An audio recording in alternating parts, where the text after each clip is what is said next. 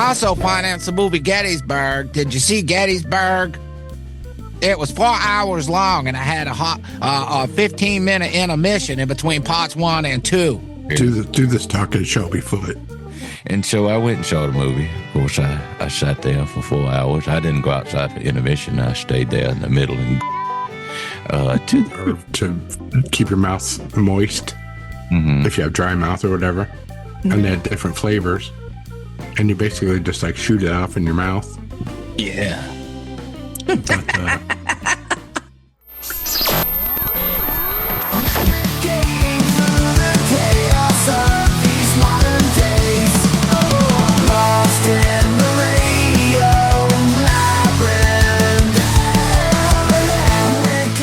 That same feeling I had when I ran into David Cross last Friday. Yeah, what happened with that? I saw your text message. Well, what happened with it was just a very odd and interesting set of circumstances. I had lunch on Friday with Matt Malero from Adult Swim, co-creator of Aqua Teen Hunger Force, creator of 12 Ounce Mouse. And during our lunch, I mean, we were there for a while. During the lunch, we were talking about him. Because he said, I did reach out to him. I've never asked him, because I'm not going to bug people. But he told me that he reached out to him about coming on our show, but he, never heard back. But I think he did line him up for Ronnie's Aqua Teen podcast, which is cool. But we were just talking, and so after lunch, I came into work, and I stopped at Publix to get a couple things at Ansley Mall. And as I'm getting in my car, I see Dave Cross walk. I'm like, who's that guy with the beard? And he was with his sister, who I recognized more right away than him. And so I at the moment, my brain was like, go ask him to do, because I've been watching a lot of interviews with him. He's doing podcast circuit right now. And I watched his new stand-up special. I thought it was really good. And I wanted to go up and talk to him, but my brain froze, and immediately my brain said, do not ask him to do your podcast. This is not the proper place. And so I said, hey, can I bother you for a second? And then I get this whole thing in my brain where, he's not really a friendly guy, which is not true. He is a friendly guy, but that's where my brain went. And this is after, and I've told this story before, embarrassing myself. And Jeff was there. He knows what I did at the Gravity Pub all those years ago. But I went up to him and my first thing was, hey, I just want to tell you that I'm a big fan and I've enjoyed your interviews recently. And in the back of my brain, I was screaming, Bill Maher is a dick, because of the way he treated him on his show recently. And then I said, I was just talking about you with Matt Malero. I had lunch with him, and David Cross goes, oh, really? I just ran into Dave Willis at lunch. So that was just sort of that cosmic coincidence that happened. Dave also being a co-creator of Aqua Teen and with Adult Swim. And that was a perfect segue into what happened next. No, you're right. It could have been, but I just froze. I'm like, all right, bye. Is that what made it awkward? Just the way I just shook his hand. I said, oh no, Wendy said, because I said her name, and she said, what's your name? And I said, oh, Tim Andrews. She goes, oh, okay, yeah. I said, I met you through Jeff Leboff at your food truck, at the food truck park. And she says, oh, yeah, Jeff. I know Jeff, yeah. And then I said, all right, well, you guys have a good one. And I was just trying, because I felt... Don't get me into this awkwardness. You just drug Jeff into this. Well, I mean, if it was awkward anyway, you should have just been like, hey, you wanna come on to our podcast? No, I had things I legitimately wanted to say. I said, I'm a big fan of yours. I've always wanted to interview. I work in radio. I have a podcast. Matt and Dave have both been on it. I would love to have you on. But it was not the right time to do that if somebody's walking out of lunch with their sister headed to the car. So true. I just felt dumb. But, it really isn't. Like, I've seen Charles Barkley there 100 times, 3 or 4, and I've never gotten nervous. You know what I mean? You don't. Hey, you don't know what the wrong time is. Like, you just got to shoot means a shot, more to you, man. Than What Barkley does. That's right. Dave Cross means more to me, which is why, all these years, the politics and stuff that comedians and stuff have, and, you think about, I can't, none of that means anything at all, because I revere him, especially for Mr. Show and, and a lot of the things that he's done since. He's fantastic. He's very funny. And I should have just, manned up. But, you don't do that when you're there. And then... and as you were leaving, you went, hey, I just blew myself. I can do it myself. Yes, I did. No, I went chicken pot, chicken pot, chicken pot. I'm sure he'd love that. Chicken pot, chicken pot, chicken pot pie. He was just on a show talking about that. He said, people come up to me and they do that line. And he goes, I did that once. I was on one episode of that show. And he didn't even probably write it. No. I'm sure he didn't. I was going to look for something like Keep 'em Coming, Gleep Glop. Now, that would have been a deep cut. Maybe he wouldn't have. Maybe he would have appreciated that. That's one of my favorite Mr. Show bits. So... I don't know if maybe I'll bug Matt sometime to, hey, reach out that awkward guy that talked to you and your sister outside of Ansley. Publix would love you to come on his show. So maybe that'll happen. But in the meantime, we can listen to him on the Aqua Teen podcast. The reason I'm wearing my Braves hat today is we've lost an icon. We have lost one of the moguls, one of the good ones, a man who, put Atlanta on the map, so to speak, as far as the media world goes. And that would, of course, be Ted Turner, passed away yesterday or overnight. Most notable, he created Captain Planet so he could bang Jane Fonda. Ted's Montana Grill, he helped save lots of buffalo and opened a really good restaurant. I still like Ted's. And I've just been told that his funeral will start at 1:05 p.m. on Saturday. Is that real? Yeah. Or are you kidding? You serious, Clark? I did a lot of research today to try to find the chronological contributions of Ted Turner, but I didn't know this. Turner Communications was a billboard company that his dad owned, and he bought it in 1970, and then he bought this crappy little UHF station on Channel 17 in Atlanta. I don't even know what's on it now because it's not TBS. I don't know who owns it. Channel 17. I mean, it's a UHF frequency, so it's got to be, somebody has to have something on it. But he bought it and he put it on a satellite. So by the early 1980s, it must have been 1980, we get TBS in our little town, and all of a sudden you're not just getting one baseball team, you're able to watch the Atlanta Braves. And this happened all over the country, which is why the Braves became one of the first baseball teams that had fans nationwide. Other superstations came around, like WGN was out of Chicago, so you got those guys. But nothing along the lines of what the Braves did. So they were super popular in the 80s because of that. And I don't know if you guys watched the Braves in the 80s. They weren't exactly the best team for most of it. I just remember, I guess he wasn't a mascot. Chief Nakahoma? Yeah. It had a little place, the teepee set up. And when somebody hit a home run, he'd come out and bang on the drum and do a war dance. Yeah. Hey, yeah. And I don't know, who was the guy? Do you know the guy? I've met him before and I've looked him up before. I don't remember his name, but I do believe he was a Native American, or at least partially Native American. Oh, okay. So he wasn't an Italian guy or anything? No. But there was also a lady but they all dressed up. In fact, today I found, speaking of politically incorrect, I found a flyer. And this was the kind of promotions that they used to do in the major leagues. Now, it was college night at Turner Field. It was college night at Fulton County Stadium. It was college night, so they had cheap Miller Lite beer, and it was for college kids. And there was an after party where they were having a wet T-shirt contest. And that was advertised in the flyer? At the baseball stadium, a pro baseball stadium. Could you imagine that now? And of course, at the top of it was that old offensive, war, the Indian with the war headdress. Yeah. Yeah. Of the big mouth. But when we got TBS, Jeff, were you into it when we got it? Were you excited to watch all those shows like Beverly Hillbillies and Leave It to Beaver and all that crap? Yeah, I watched some stuff on TBS. Did you watch the wrestling? Because we started getting that wrestling. By the time they got there, I was already into WWF, and I saw these shoddy sets, which they did over here right down the street from where I am right now at Center Stage. They would do the NWA wrestling, or whatever they called it, World Championship Wrestling, with Gordon Soley and those guys. And that's where you first saw Ric Flair. But I got into that pretty soon after they came in. Fishing with Orlando Wilson. I don't know if anybody, because he knows where they're at. I go fishing with, and Bill Tush was on. He had a show on at night with Jan Hooks. I just saw him at the movie theater.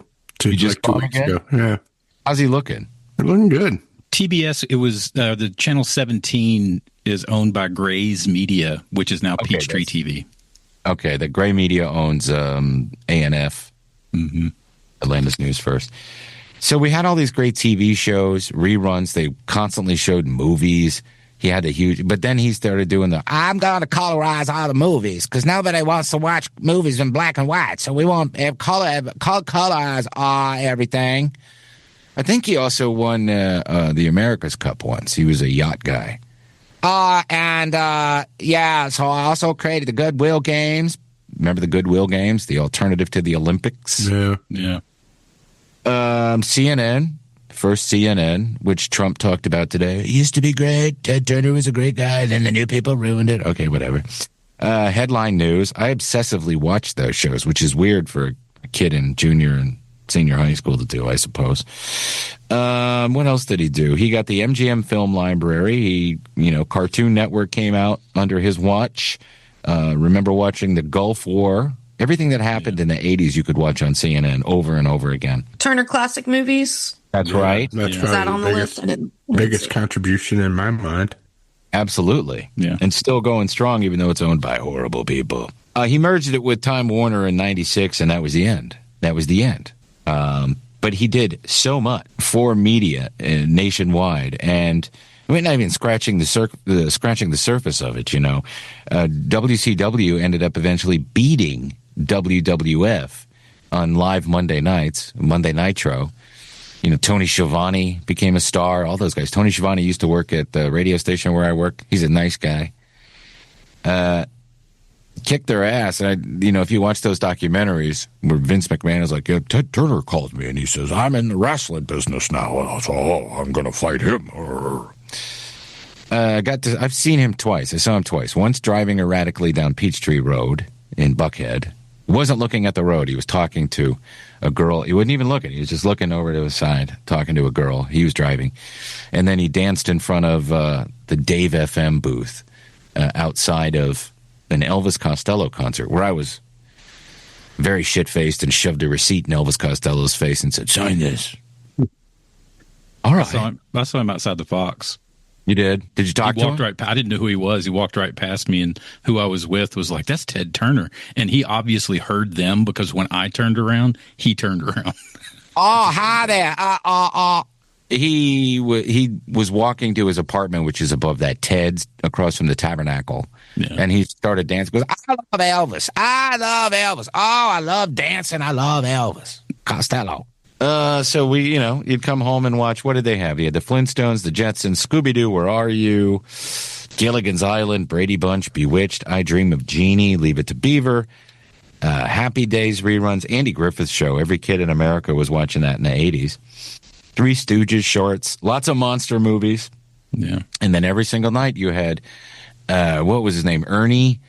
I forget his last name.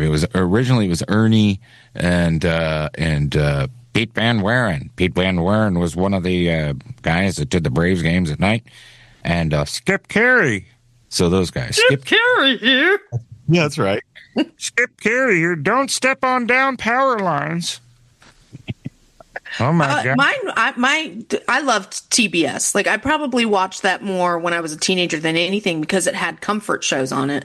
Yeah. So I'd get home from school and watch 1 to 2 hours of the Brady Bunch. Yeah. Take a little nap during it. And then Saved by the Bell would come on. And then I think after that it'd be like Growing Pains and then maybe Andy Griffith around dinner time. Well, that's pretty cool because how old are you? 29? 23. Okay, 23. I'm sorry to age you. But you're slightly younger than we are. So you got some of the 80s shows that they started sprinkling in, but they weren't showing that stuff when I was in school. It was the Beverly Hillbillies, Andy Griffith, Addams Family, stuff like that. So like I Dream of Jeannie and Bewitched and stuff like that. That would come on like if I had a sick day. Yeah, those were on early. Like I was watching that in the mornings. Yeah, like around noon. And there was nothing else on back. Before we had cable, we had a cable thing, but we didn't really have cable. There was nothing on TV. If you skipped school in the early 80s, there was nothing on unless you had HBO. The Price is Right was always game on. shows and then soap operas were all that was on. Yeah. After the game shows, which I could watch, and I would wait until I think it was about 2:00 in the afternoon, and Palabra Jot would come on PBS, and I'd watch that. or the Magic Garden, but you guys don't know that. Jeff and I know the Magic Garden. I think he did. Just you made a joke about it earlier, but all of TBS's programming schedule, he started moving everything 5 minutes ahead. So everything started at 5 on the hour instead of straight up. That was so if you were. I think it was because when other shows were ending, I forget there was a logic behind it. Like a commercial break, or when other shows were ending. He'd be on. Yeah, you were more likely to flip the channels and find something that was on because he knew what time they started. Yeah, he knew that if you started watching something and you wanted to change your mind, you could still catch the beginning of whatever was on the channel. Oh, that's interesting. Yeah, which is a smart move. If you lived in a town like we grew up in, at first we didn't get MTV for a long time. And the music video thing had taken off. MTV was on the air, but there was no way for us to watch videos. HBO had a video jukebox, but it was half hour long, and you didn't know any of the things on it. So TBS on Friday and Saturday nights, all night, played music videos. It was called Night Tracks. Night Tracks, yeah. So that was kind of a cool thing. And I would stay up really late watching videos and then wake up in the morning. Oh, my God. And then I remember in the summers, I spent a lot of time at my grandparents' house, in my dad's parents' house. And my granddad became a Braves fan. But every night, he would fall asleep in his chair with the game on. And if you touched the TV, if you even looked at the TV, he'd go, "Don't change it. Don't turn the channel. I'm watching the Braves."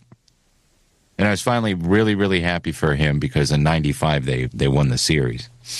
So, and then, in '96, they lost it, and I was okay with that because they lost it to the Yankees.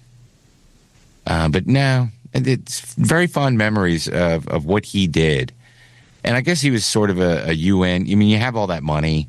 He did a lot with it for humanitarian efforts. Some people say that he was part of the Bill Gates depopulation thing. I don't know how much of that is true. So, rest in peace to Ted Turner. By the way, he's the only owner of a baseball team to ever manage a game, and he got kicked out of the dugout and in trouble for it because you're not allowed to do that. But I think that's cool. Radio Labyrinth is also brought to you by The Punchline. It's tucked inside the legendary Landmark Diner. The Punchline is Atlanta's longest-running premier comedy nightclub. You can get a huge slab of cake, some waffles, maybe some pancakes and sausage.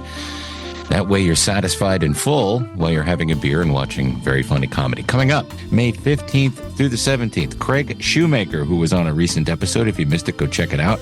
May 16th, Peter Antonou. May 20th, Lisa Wallen. May 21st, Paul Ollinger and Paul Farivar. On the 23rd and 24th, Emo Phillips. And on May 28th, Learn More Jonassy. Patreon members, you are eligible to win a pair of passes. And we have a pair of passes this week going out to longtime Patreon member Jeremy Turman. Jeremy, thank you for your support. And we hope you enjoy the show you decide to go to. Just let me know. I already sent you a message. Go to punchline.com and check out all the shows. Fourth, I think we're all watching at least 3 shows at the same time together, right? We're all watching Widow's Bay. Nope. I haven't watched this week's yet. Yeah, I haven't either. Good, Lizzie? I haven't watched it. All right. Well, we won't talk too much about it, but I've watched the most recent episode. I think it's a great show. It's funny. Dustin was right last week in the text. Stephen Root is great in it, even though he's only it. Matthew Reese is great in it. It's a fun show. Yeah. Matthew Reese really... He's such a great actor because this character is like no character he's ever played before. Right. Yeah. He's all uptight, Nancy, and everything. Yeah. The Boys, the episode 6 was on today. They're dropped today. That was really good. We could probably talk more about it when they're all done and we're all caught up on it. And I watched the first episode of Lord of the Flies on Netflix. That was pretty intense. Yeah. Was it good? Yeah, I thought so. Did you guys like it? Yeah. I haven't watched it yet, but I hear it's great. Yeah. Yeah, we were busy watching Euphoria last night when you sent the text about it. And then by the time Euphoria was over, Jones was asleep. So how was the marriage? Are they happy now? Was this the wedding episode or was that last week? That was last week. yeah. So They're not having a good time together as a married couple? No. Oh, that's too bad. I got to watch this show. Maybe someday I will. I just feel it's pretty uncomfortable to watch. Like, parts of it feels like work. Yeah. I don't want to work when I'm watching TV. Yeah, I felt like the other night when I was watching, I was like, man, this feels like work up until, like, except for some scenes. Yeah, stop so hard. I don't do that when I'm watching TV anymore. He's accusing me of doing it. Well, you said it's work. It is work. We don't want Justin Baldoni shit happening to us. Oh, I heard he has a leg up now. They settled. Yeah, and like all of he won most of, or he was able to debunk the charges for the most part, except for like 3. If I were alive, I would have made a movie about those two because I would have drawn a lot of people. I also financed the movie Gettysburg. Did you see Gettysburg? It was 4 hours long, and I had a 15-minute intermission in between parts 1 and 2. It was 4 videotapes. Yeah. I saw it at the theater. I'm sorry. I did. I saw it in a theater in Ithaca. We had to drive to Ithaca, New York to see it. I went with my friend Mark, who listens to the show. Shout out, Mark. Well, and it was pretty good, though. How are you going to tell the story about Gettysburg without... Yeah, Gettysburg was a good movie, though. It, it tells the story about Gettysburg. It was a crucial battle in the United States Civil War. Some would call it the turning point of the war, which got the Union back in the fight. Do this talk at Shelby Foot. And so I went and saw the movie. Of course, I sat there for 4 hours. I didn't go outside for intermission. I stayed there in the middle and gooned to the previews that was going on. I was by myself, and I had my pipe, and I undid my belt, and I had the popcorn over top of me so no one could see me, and I gooned the whole time. And I have to say, it tickled me to see Tom Berenger wearing a fake beard, and that's what I thought about. And his beautiful... Was it a lot of work? Well, at my age at the time, I would have to say that it was pretty much a lot of work. I tugged and tugged and tugged, and then finally I saw Chamberlain come down the mountain, a little big top, and he did the end around and drove the Confederate forces away. And what really should have happened at the end is they followed them all the way to the Potomac, and Meade just let them get away. Meade should have crushed them there, but and that's why the war prolonged. But it took me about an hour and a half to finish.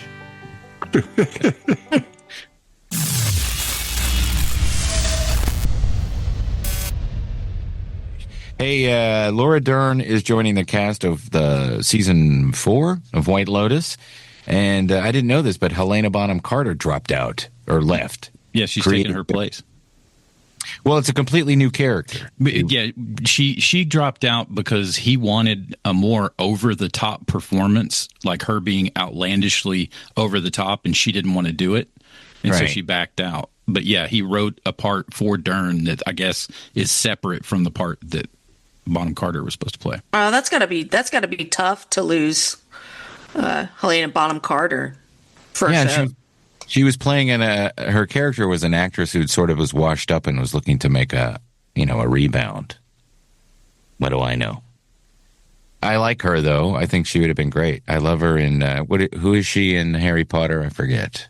Bellatrix Lestrange. Yeah. Yeah, I thought she was great in that. Has that show started yet? When does that happen on HBO? The new? Not yet. No, it starts later in the year, but today they announced they greenlit a season 2, which is not surprising. They're dumping enough money into this. Oh, yeah. They're going to make you like it in spite of Critical Drinker and Nerdrotic. We started the first book this week. You did? Are you Me and Alistair, yeah. Is he reading it with you, or are you reading it like a story? Well, he started reading it, and he was like, Mom, this is boring. I was like, okay, it's not a boring book, so obviously I need to read it to you and do the voices, okay? I'm a millennial. It is not boring. You will read the book that I read when I was a kid now. Yeah. Get the audiobook. Does he have the patience for that? Jim Dale is amazing. Yeah. Oh, I like reading it and doing the voices. There's a full cast one out now, too, that's really good. Jeff, what's this WKRP thing? So this is an actual station with the call letters WKRP. Yeah. And it's in Cincinnati. Yep. And what kind of format is it? I think it's rock, but they're playing like clips of WKRP and stuff. Yeah. That's the first time there's been one that's not been that's in Cincinnati that's had those call letters. Give up those call letters. That's dumb. Why would you give them up? Because it's the only way they could get them.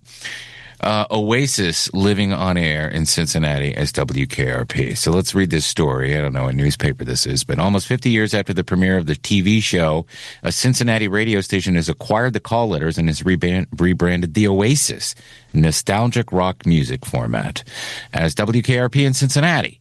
So they're calling them, so they have branding all over the place. There's a nice picture of Bailey. God, she was hot. Anyway, sorry for the diversion. So, you know, radio now, because everybody is so old, they're doing away with the classic rock moniker. And even they're like after 2012, there's really nothing you can add rock wise unless you add new music. So I like that they're calling it nostalgic rock because that'll let them play alternative and some of the 80s and 70s. Yeah, it's so weird sometimes, like on the river, which is considered classic rock. Yes. And I hear something from like I hear Stone Temple Pilots. Right. Yeah. I'm like, what? Am I that old? Yeah. That this is classic rock now? You're only 23. Yes, true. No, it's even worse now. The trend that I can't stand and will actually, that's why I've kind of drifted away from watching new trailers for stuff, is the needle drops they do now, and they take a song like Stone Temple Pilots or Nirvana or something, and they'll turn it into some new age, like slow Gregorian chant. I've been doing that a long time. Yeah, I hate that. The soft. Yeah. I mean, what was the one? There was one recently, like, and sometimes it'll just be the lyrics. They'll like just take the lyrics and then lay them on top, and they'll just speak them out very slowly. And you're like, wait a minute, that's a No Effects song. What are you talking about? I know. I think they did that in Silo a few times. Yes, and that was the one thing that I didn't like about Silo was the fact that they were just, music was horrible that was in it. Well, all right. Well, we're going to have to check out WKRP in Cincinnati. I think you can listen to it online. Oh, I'm sure you can. You can probably stream it on the iHeart app or depending on who owns the radio station. So what happened, Jeff? You got scammed. Tell us about, what is meat flows anyway, besides the meat that flows, downhill? It was supposed to be this device that's kind of like a vape, but it's like for breath. Okay. And you could It's get for like what? different I'm sorry. For like bad breath. Okay. Or to keep your mouth moist if you have dry mouth or whatever. Mm-hmm. And they had different flavors. And you basically just like shoot it off in your mouth. Yeah. But all of us bought one of these devices for like $11. And then a week later, everyone started getting charged $199 for an 8-pack of these things when none of us authorized it. And how many people got affected by it? A bunch. It looks like you sent us just a screen grab from the Instagram. Yeah. You just said, why was I just charged $199 for something I did not order? And then this lady writes, warning, I ordered one kit from this company and opted for a one-time purchase to try it out. They just charged me $199 for a refill pack I never ordered. Did you get the thing? No, I never got the first one. I'm never going to get this other one either. The whole thing is a scam. That sucks. That sucks when that happens, doesn't it? Yeah. Yes, it does. It sucks when you look down and you see your purchase of $199.99 has been approved. Yes. And I'm like, I didn't fucking purchase anything for $199. Your mind just starts racing as to what in the hell did I forget I bought? Why you got to use? Did they fix it? Did the bank fix it? Yeah, I had to wait until it stopped being a pending charge, and then I disputed it, and then they put the money back the next day. But they made me cancel my debit card. Yeah, they don't want that's probably a safe move anyway. Yeah. I'm going to order one tonight and see what happens. I'll bet you I'll get one. Yeah, I'll look out and get one.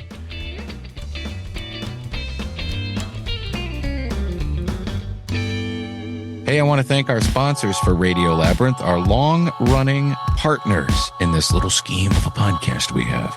Starting with Atlanta Pizza in Euro. They are over in Conyers, which is Dustin's neck of the woods, proudly serving the East Metro Atlanta area for over 40 years. Atlanta Pizza and Euro is a family-owned restaurant in Conyers with the best local craft beer. They have a huge selection of local Georgia and Southeast craft beers on tap, as well as many others available in bottles and cans. Craft beer not your cup of tea? Well, guess what? Try the $4 16-ounce tall boy cans of Busch Light, Natty Light, Coors Light, and PBR. Gyros, pizzas, hot subs, and Greek and Italian specialties. So just go out there and munch down and have a couple of brews and say that we sent you. Tuesday nights, they have team trivia from 7 to 8:30 p.m. The food truck season is upon us, and they have a number of event dates scheduled through the fall. So if you're interested in possibly booking Atlanta Pizza in Euro for a corporate or private event, please give Mike a call at 770-483-6228. Atlanta Pizza and Euro is open Monday through Friday from 11 to 9, Saturdays 12 to 9, and they are closed on Sundays. Radio Labyrinth is also brought to you by another longtime friend, our buddy Brett at LDI. Do you have a commercial or residential construction printing need? Well, then all you got to do is contact LDI Repro Printing of Athens, Georgia. They've been in Athens, Georgia since 2005. They got fast turnaround and affordable prices. Call 706-316-9366 or email them at athens@ldiline.com. Views. Or. And snooze.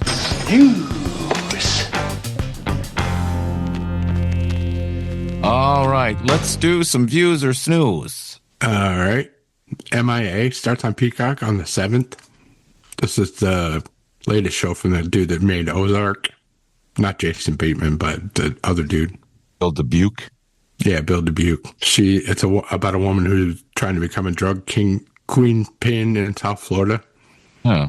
Looks pretty cool. Have you seen any previews for it? You don't watch anything on Peacock, I guess.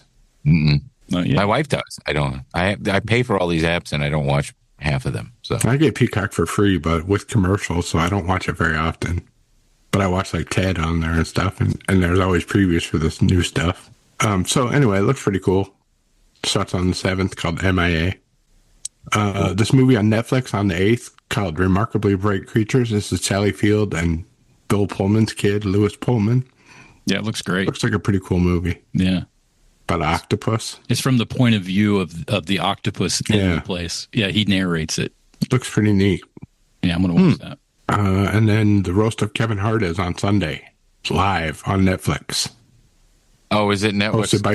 Hosted by Shane Gillis. That'll be fun. Yeah. Is it Netflix Comedy Week, or what do they call it? Yeah, it's Netflix is a joke festival. Yeah. I hope that they do the Dr. Z live. I hope that's on there. Probably won't be though, right? Yeah, I don't know. Because they're supposed to be. I'm sure they're taping everything. Yeah. I'd like to see the Flight of the Conchords concert too. Yeah, me too. I probably won't watch the Roast of Kevin Hart though. I bet you it's going to be funny. Yeah. I'll check out the clips. I feel like he'd be easy to roast. Yeah. Oh yeah. Well, he at least takes it the way it's intended to be taken. Yes. He has a sense of humor about it. Doesn't get all pissy about it. Yeah. All right. Thank you, Jeff. Let's do some staff picks. Who wants to go first? I'll go first. Mine is it's available on Hulu. It's a documentary called Sky King. Have you guys seen that? Mm-mm. No, I remember hearing about this story though. Yeah, in 2018, this guy named Richard, they call him Bebo, was his nickname, Richard Russell. He stole a Horizon Air passenger plane that was empty. He worked on the runway, and he just jumped in and took off. And he flew around for about an hour and then crash landed and of course took himself and the plane out. But I remember when it came out and the news released one little snippet of the conversation he was having with the air traffic control. And it was, I don't want to hurt anybody. Make sure that, I'll tell you where I'm going. I don't want anybody in my way. I don't want anybody below me. And that was all you heard. Well, when this documentary comes out, you find out that there's the whole time that he's in the air, he's talking to one air traffic controller. And it's really a story about mental illness and where the mind of a normal American man and what he has to deal with growing up in this generation that we're in, how it all came to a boil, and it was a snap decision that he literally just, somebody turned their back and he jumped in the plane and took off and flew around. And the stuff he talks about while he's in flight is just so relatable to anyone. But he had no other way. He was not distraught, or he was very, funny. And he just wanted to fly around for a while. He keeps saying that. I just want to go look at some pretty stuff that I've always wanted to see. Did he know how to fly? He knew how to fly. He figured out how to fly it. He had no previous training. From video games or something, he said, wasn't it was from Microsoft Flight Simulator. He learned a lot of it. Didn't know how to land, but had no intention of landing, and made it very clear. I've heard that call between them, and like anytime I've watched that footage, it makes me I get welled up. You need a box of tissue. It's good. It's really good. Cool. I feel weird after Dustin's emotional intro to Sky King, but creamy coconut Dr. Pepper. Pretty good, guys. Yum. Is it better than Dirty Mountain Dew? I like it better than Dirty Mountain Dew, but I also like Dirty Mountain Dew. And I'm seriously not a soda drinker, but those are really good. And the creamy coconut Dr. Pepper is really good with like some whiskey or something. Just a little pinch in there. Mine's a Eugene Merman stand-up special it's on YouTube now. It's called Here Comes the Whimsy. Is it funny? Of course. Yeah, it's pretty funny. Is it on 500 Pound Gorilla or his own? No, it's just on YouTube regular. I saw an update on him. He's doing great. Yeah. He looks really good. Mine is the new album from the Claypool Lennon Delirium. I finally got a chance to listen to all of it. It's called The Great Parrot Ox and the Golden Egg of Empathy. It's out now. You can go to their website and buy it. And if you buy the LP, you get a comic book and all the stuff like that, because that's how they do these things. But it's, I'm fine with streaming, and that, I'm just going to listen to things that way. But if you're into if you like Claypool, do you guys like Les Claypool? Do you guys like Les Claypool? Yeah. Primus. I've always liked him. Yeah. Primus. Mm-hmm. And of course, Sean Lennon, John Lennon's son. He has a higher register voice than John did, but he sings okay. But it's really fun music. So if you're into that kind of thing, check it out. It's a concept album.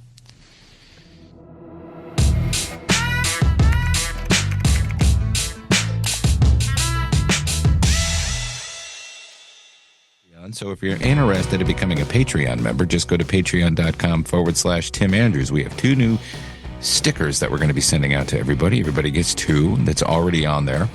And that's at the $5 and up level. So that's our base level. If you want to do that, that's fantastic. We would love it if you would do that.